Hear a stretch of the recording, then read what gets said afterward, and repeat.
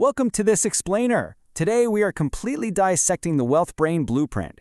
We're moving way past your basic everyday budgeting advice here, and we're diving straight into the unwritten psychological rules, the stuff that literally separates the average earner from the truly wealthy.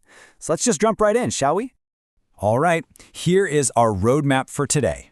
We're going to dismantle the great money illusion, explore the actual magic of compounding, invert your income formula, redefine assets versus liabilities, figure out how to escape lifestyle inflation, and then we'll wrap the whole thing up with 5 quick-fire wealth rules. So, Section 1, the great money illusion. Now, you might be wondering, why is it that 90% of people struggle financially while the top 1% just seem to absolutely thrive? I mean, is it purely luck? Do you just need to grind away at a higher-paying job or work endless hours? Well, the reality is entirely different. See, money isn't just a currency to be traded. It's a game. It's this entirely unwritten psychological game. And honestly, until you understand the rules of this game, it doesn't even matter how much money you make. You'll just never truly build wealth. Because here's the thing, there is a massive psychological gap between being rich and being wealthy. Being rich, well, that's highly visible, right? It's the luxury sports car, the flashy designer clothes, and honestly, it's often funded by maxed out debt. Being rich really just shows people your current income and exactly how fast you're spending it. But wealth is totally invisible. It's the money that hasn't been spent yet. It's that quiet collection of assets just working away in the background, literally generating more money for you while you sleep. So while being rich is all about showing off, being wealthy, that's about buying your absolute freedom. Morgan Housel completely hit the nail on the head in his book, The Psychology of Money. He said, spending money to show people how much money you have is the fastest way to have less money. It sounds so simple, right? But overcoming your own ego, that is absolutely step 1 of this wealth blueprint. All right, moving on to Section 2, the magic of compounding. Okay, I want you to consider this classic choice. Would you rather have $3 million in cold hard cash right this second, or a single penny that doubles in value every single day for 31 days? Now, our primitive caveman brains practically scream at us to take the upfront cash immediately, right? Because, let's face it, exponential growth is just incredibly unintuitive to the human mind. To put that into perspective, by day 10, that doubling penny is worth barely $5. $5. The $3 million option looks like an absolute landslide victory at that point. But if you stick with it, the magic happens. By day 28, it's suddenly $1.3 million, and by day 31, it literally explodes past $10.7 million. That is more than 3 times the upfront cash option. And guys, this is the exact reality of wealth building. For the first decade or so, you're stuck in this agonizing flat phase where your net worth barely seems to move. And unfortunately, that's exactly where 95% of people lose their patience and just quit. But that vertical explosion at the very end, that's the ultimate reward for extreme patience. Which brings us to Section 3, inverting your income formula. So most of society operates on this deeply flawed formula.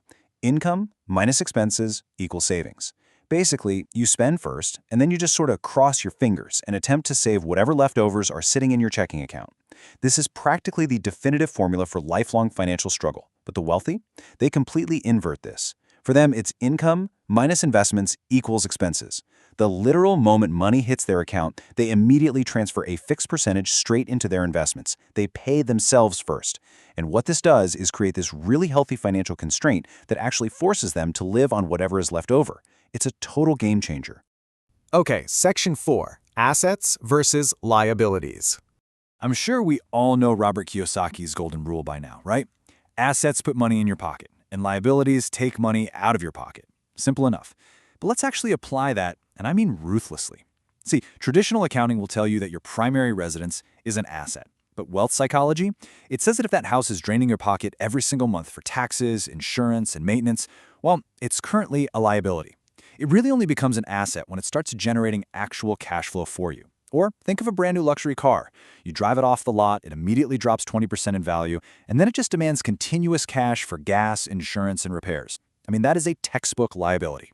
So the entire wealth strategy really just boils down to this one idea.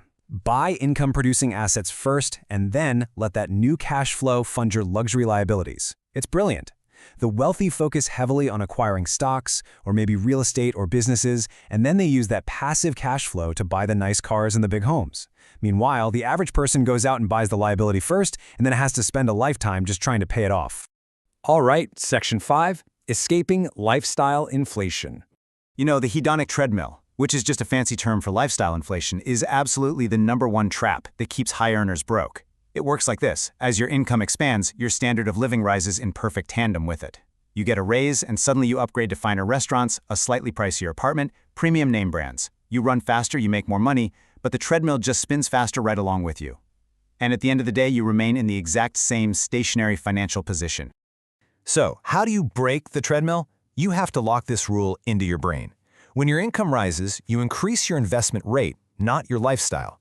If you can just maintain your previous standard of living the next time you get a raise, you create this massive financial gap. And honestly, that gap, that is exactly where rapid, explosive wealth creation actually lives. Let's dive into Section 6, the quick-fire wealth rules. Let's just rapid-fire these final 5 rules, okay? Rule 6. Diversify. Seriously, never risk your entire stability on a single stream of income. Rule 7. Arm yourself with financial education, because if you don't, someone else will gladly come along and take your money. Rule 8. Play defense. You gotta aggressively protect your wealth with emergency funds and solid insurance. Rule 9. Please, stop buying things just to impress people you don't even like. Remember, true wealth is silent. And finally, Rule 10. Value time over money. Always use your capital to buy back your time. As we wrap up this explainer today, I really want you to remember this. Financial freedom is never just some happy accident. It is an intentional design. Your wealth brain only activates when you stop reacting to everything around you and start actively building. So I have to ask, which of these 10 rules are you going to intentionally implement today? Because, understanding the psychology is just theory. Actually taking action is what builds the empire. Thanks so much for joining me on this deep dive. Keep designing your financial freedom, and I'll see you next time.